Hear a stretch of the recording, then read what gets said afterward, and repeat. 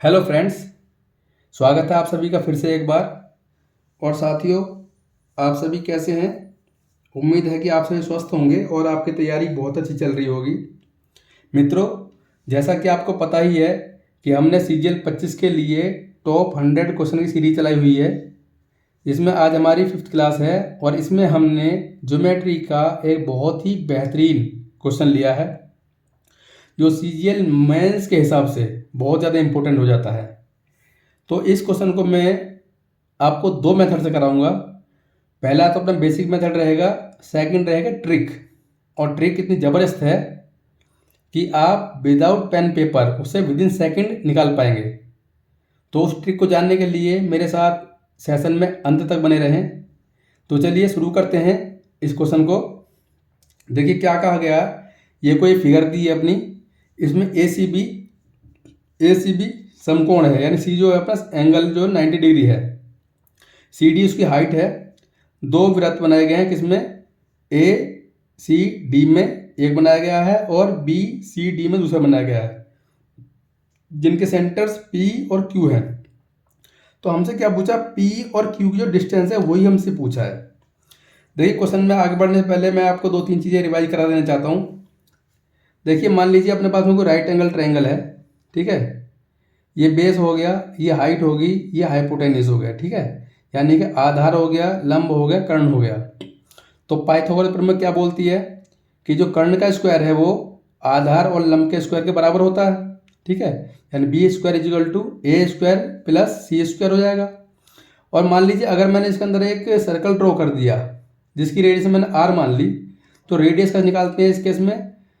जो अपना बेस है और हाइट है उसको जोड़ देते हैं और माइनस कर देते हैं, क्या? हाइपोटेन्यूस को माइनस कर देते हैं, डिवाइड कर देते हैं 2 से, आधा कर देते हैं इसका, ठीक है। तो ए प्लस सी माइनस बी डिवाइड कर देंगे 2 से, तो अपनी रेडियस निकल जाएगी, त्रिज्या निकल जाएगी, ठीक है।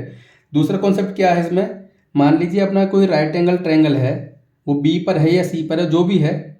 तो अगर ये सामने इस पर परपेंडिकुलर है, 90 डिग्री का एंगल बना रहा है, हमसे पूछा जाता भाई ए डी और सी डी पूछा जाता है आपसे, ठीक है। ये क्या होगा?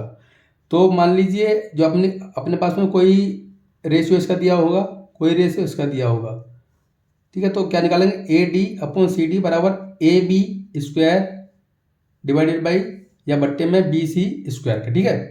यहाँ तक समझ में आई सारी चीज़ें? चलिए आगे बढ़ते हैं। अब देखिए 15 है, ये 20 है, तो ये ए बी क्या अपना कर्ण है। तो कर्ण निकालने मैंने आपको बताया ये वाली चीज़। देखिए कर्ण का स्क्वायर बराबर आधार का स्क्वायर पर लंब का स्क्वायर।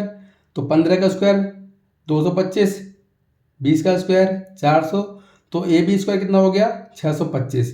यहाँ से ए बी कितना निकल कर आ गया? 25 सेंटीमीटर, ठीक है। 25 सेंटीमीटर आ गया, ठीक है। ये अपना यूज हो चुका है, ठीक है। अब आगे चलते हैं।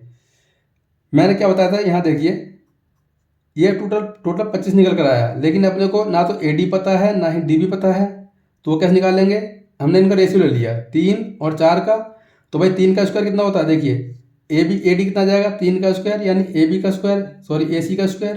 3 का स्क्वायर कितना? 9 आ जाएगा, ये 9 हो गया। 4 का स्क्वायर 16 हो गया, ठीक है। 9 16 25 पूरा हो गया। यहाँ तक चीज़ समझ में आई आपको? ठीक है। अब देखिए अगर मैं इसकी रेडियस को R1 मान लेता हूँ, R1 मान लेता हूँ, इसको मैं R2 मान लेता हूँ, ठीक है। फिर से वो चीज़ अप्लाई होगी ये वाली, ठीक है। R का निकालेंगे भाई, मान लो R1 हमें निकालना, R1 का निकालेंगे। देखिए 9 है ये कितना आया था अपना? देखिए ये 15 है, 9 है, तो ये 12 हो जाएगा। ये हमने निकाला नहीं, ये 12 हो जाएगा। कैसे हो जाएगा? देखिए ऐसा होगा कि इसका एरिया हम कैसे फाइंड कर सकते हैं? दो तरह से फाइंड कर सकते हैं। कैसे? 1/2 बेस इंटू हाइट। बेस क्या है? 15 है और हाइट क्या है? 20 मान ली हमने। और ये किसके बराबर होगा? 1/2।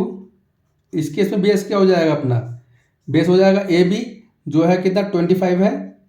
और हाइट क्या हो जाएगी अपनी? सी डी, ठीक है। सी डी हो जाएगा। 1/2 से 1/2 कैंसिल आउट हो जाएगा। 5 चौक 20 और 5 25, 5 से काटेंगे, 5 या 15। तो हम क्या कह सकते हैं? सी डी कितना निकल कर आया?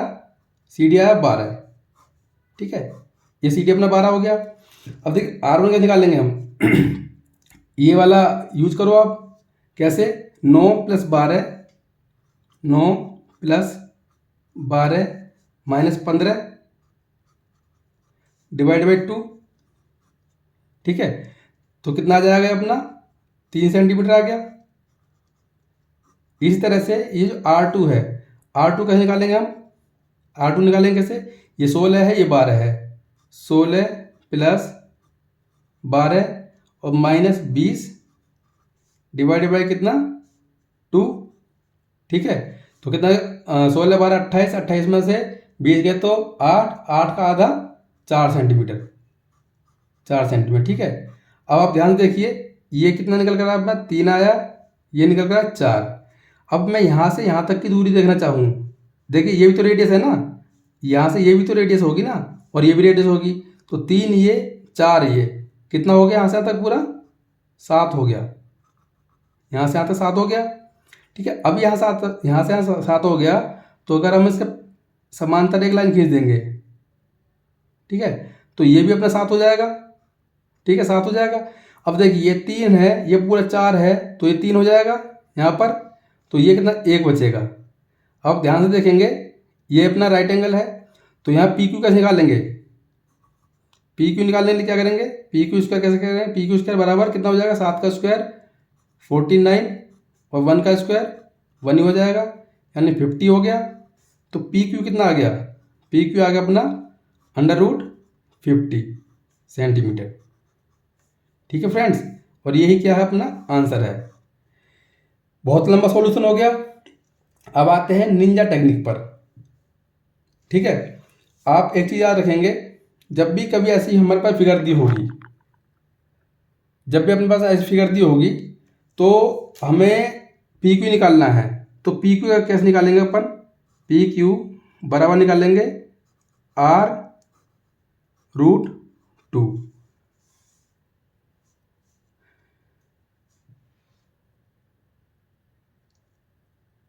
ठीक है, R√2 निकालेंगे इसका। अब देखिए पी क्यू R√2। अब देखिए ये कितना 15 है, ये 20 है, और ये क्या है 25 है। तो अगर मैं इसके अंदर ये इस तरह का सर्कल बना देता हूँ तो इसकी इनरेडियस हो जाएगी। इनरेडियस कैसे निकालेंगे हम? तो इनरेडियस का निकालेंगे हम, कैसे निकालेंगे? देखिए 15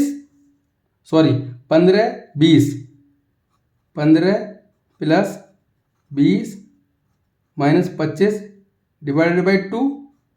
ठीक है, तो R कैसा हो जाएगा?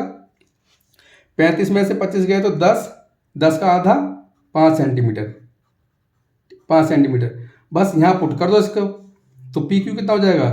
पी क्यू बराबर 5√2। जब 5 को अंदर ले जाएंगे 25 हो जाएगा, 25 दूनी 50, 50 सेंटीमीटर।